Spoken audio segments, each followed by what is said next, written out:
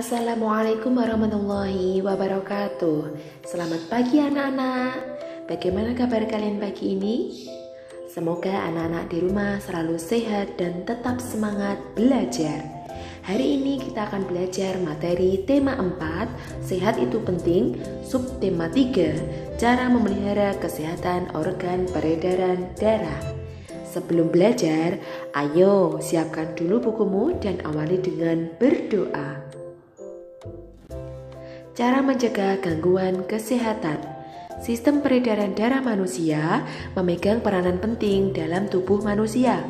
Jika sistem peredaran darah terganggu, kinerja organ tubuh yang lain juga akan terganggu. Untuk mencegah atau menghindari gangguan kesehatan jantung dan pembuluh darah, hal yang dapat kamu lakukan antara lain: 1. Olahraga teratur. 2. Istirahat cukup. 3. Mengonsumsi buah dan sayur. 4. Atur pola makan. Dan 5. Hindari asap rokok, baik perokok aktif maupun pasif. Berikut sebuah cerita. Minggu pagi, Siti, Dayu, dan Lani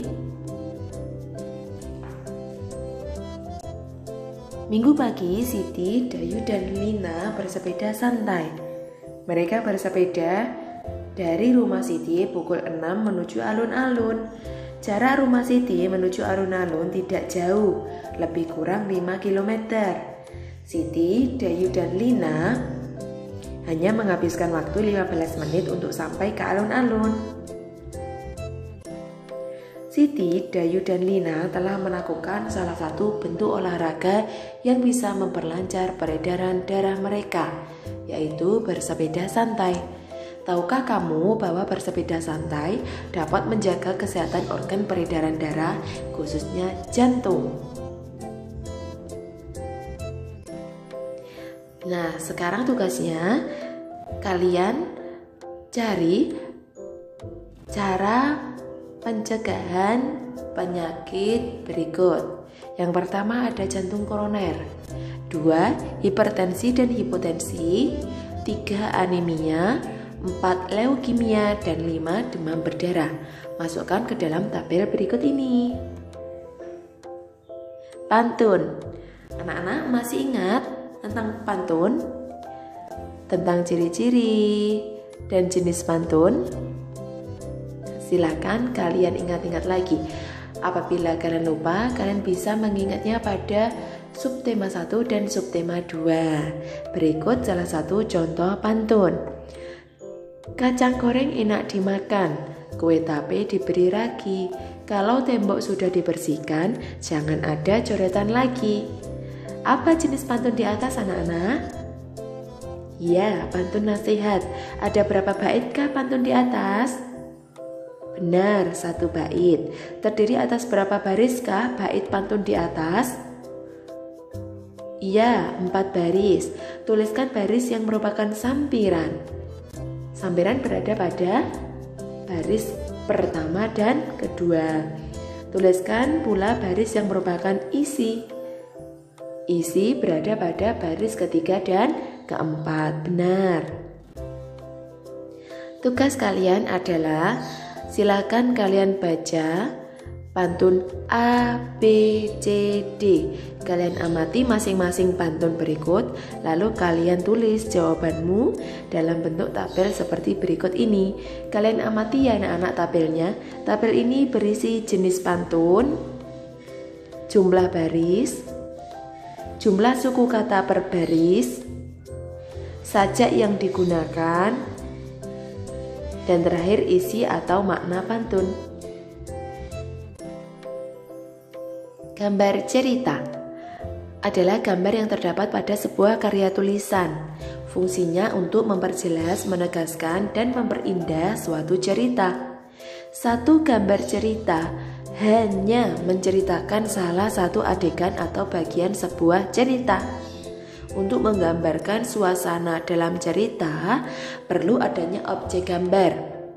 Objek gambar tersebut meliputi manusia, hewan, tumbuhan, atau benda. Berikut contoh gambar cerita. ada cerita tentang ayam jantan milik rubah.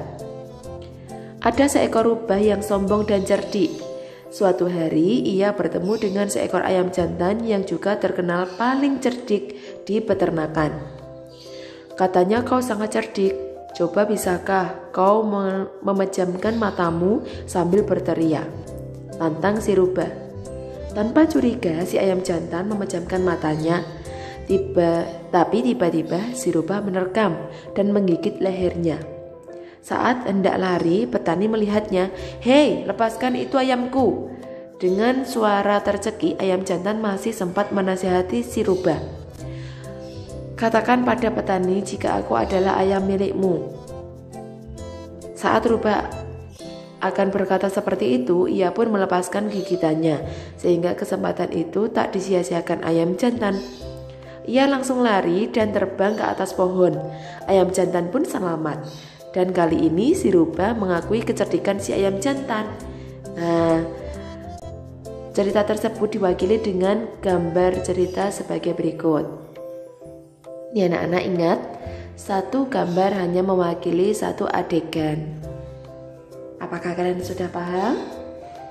Oke, lanjut. Langkah-langkah membuat gambar cerita. 1. Menentukan ide atau gagasan.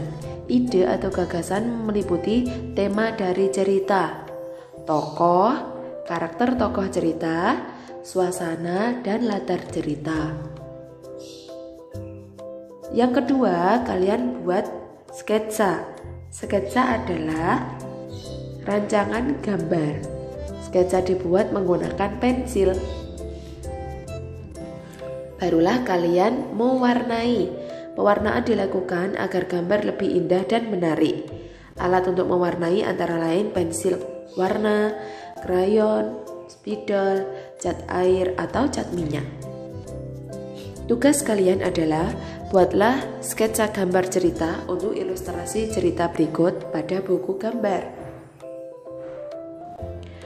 Kelinci dan kura-kura memutuskan untuk berlomba lari. Siput bertugas sebagai hakim di garis start, sedangkan monyet berada di garis finish untuk mengawasi siapa yang sampai lebih dahulu. Lomba lari itu pun dimulai. Dengan mudahnya kelinci memimpin lomba. Ia berlari jauh di depan kura-kura yang merangkak lambat. Silakan kalian buat gambarnya sesuai dengan kreasi kalian masing-masing ya anak-anak. Selamat berkreasi. Gotong royong adalah bekerja bersama-sama untuk mencapai suatu hasil yang diinginkan bersama. Gotong royong menjadi ciri khas bangsa Indonesia sejak dahulu. Gotong royong adalah budaya yang harus kita lestarikan. Budaya gotong royong dapat mempererat persatuan antar warga. Unsur-unsur gotong royong meliputi 1. Kegiatan dilakukan dengan cara bekerja sama. 2. Semua peserta gotong royong ikut serta sesuai kemampuan. 3. Dilakukan secara sukarela dan tanpa pamrih. 4. Bermanfaat bagi kepentingan bersama. Nah, ini salah satu contohnya anak-anak. Gotong royong membersihkan lingkungan sungai. Manfaat gotong royong. 1. Pekerjaan cepat selesai. 2. Pekerjaan sulit menjadi mudah diselesaikan bersama. 3. Memperkuat rasa persatuan dan kesatuan. 4. Memupuk solidaritas dan semangat kebersamaan. 5. Menciptakan hubungan harmonis antar warga. 6. Menumbuhkan sikap tolong-menolong dan kekeluargaan. Nah, tugas kalian adalah silakan kalian baca bacaan halaman 109 sampai 111. Selanjutnya, buatlah kesimpulan dari bacaan tentang tanggung jawab individu sebagai warga masyarakat. Tuliskan pada kolom berikut. Interaksi sosial dalam berbagai bidang. Interaksi sosial merupakan dasar bagi semua aktivitas manusia yang berhubungan dengan orang lain. Proses interaksi tidak dapat dilepaskan dari kehidupan sehari-hari. Proses interaksi ini dapat terjadi apabila ada pertemuan antara dua orang atau lebih. Interaksi sosial terjadi karena adanya faktor berikut. 1. Interaksi dalam bidang ekonomi. Kebutuhan ekonomi merupakan kebutuhan dasar tiap manusia. Kebutuhan ekonomi meliputi sandang atau baju, pangan atau makanan, dan papan atau tempat tinggal. Setiap manusia berusaha untuk memenuhi kebutuhan tersebut dengan saling berinteraksi. 2. Interaksi dalam bidang sosial budaya. Manusia biasanya hidup berkelompok dan bermasyarakat yang harus dapat beradaptasi dengan lingkungan agar keberadaan kita dapat diterima. Adaptasi tersebut meliputi perilaku, aturan, norma, dan adat istiadat. 3. Interaksi dalam bidang pendidikan diperlukan agar proses belajar mengajar dapat berjalan baik. Contohnya interaksi yang terjadi di kelas. Siswa mendengarkan penjelasan guru. Nah, tugas kalian adalah tuliskan bentuk interaksimu dalam kolom berikut. Bentuk interaksi yang pernah saya lakukan dalam bidang ekonomi, bidang politik, bidang sosial budaya, bidang moral, dan bidang pendidikan. Silakan kalian berdiskusi dengan orang tua di rumah ya anak-anak. Oke, sekian belajar kita hari ini. Semoga kalian bisa belajar dan memahami materi pada subtema 3. Apabila ada kesalahan, saya mohon maaf. Wassalamualaikum warahmatullahi wabarakatuh.